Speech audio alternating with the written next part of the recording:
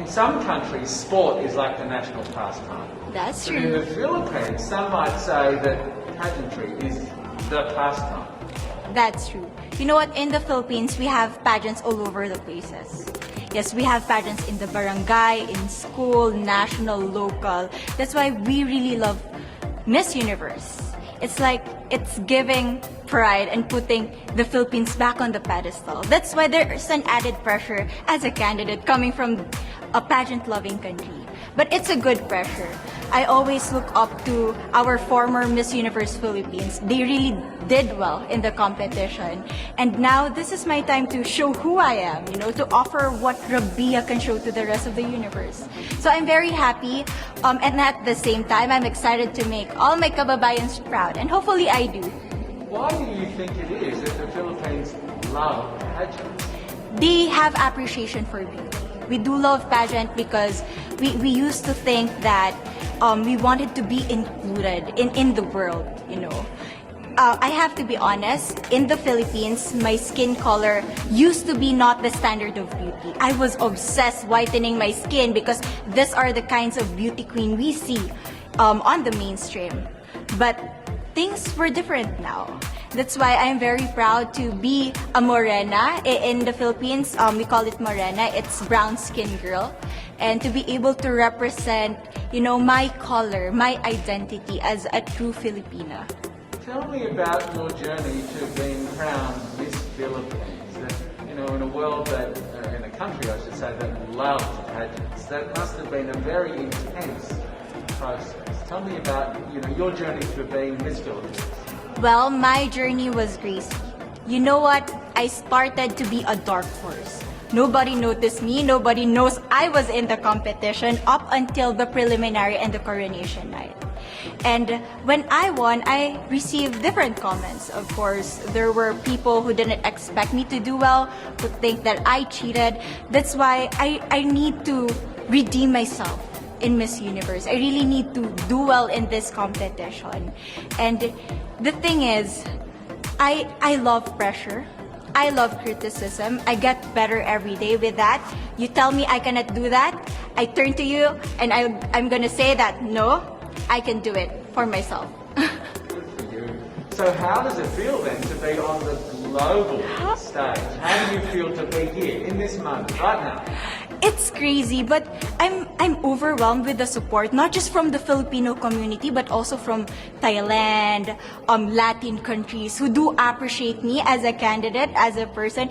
It motivates me that I am beautiful, I can offer so much in this world, and when somebody believes in you, it gives you that extra energy to really do well and perform well.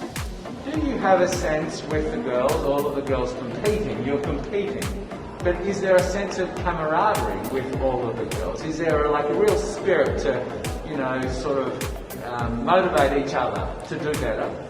You know what? I have a different idea about Miss Universe. I thought it's gonna be very competitive, in a healthy way, well, of course. But now I can see every girl helping each other. From fixing those hairs, from trying to zip up those outfits. It speaks of the closeness and the kind of camaraderie that we want to have. The goal of Miss Universe is not just to crown one girl, but also to build a genuine and long-lasting friendships among us. Would you say within the Miss Universe world, the contestants, is there a sisterhood? Are you sisters? There is sisterhood. I can say I was able to talk to different representatives from different backgrounds, different cultures. And despite our differences, there's so much to be highlighted in what binds us together.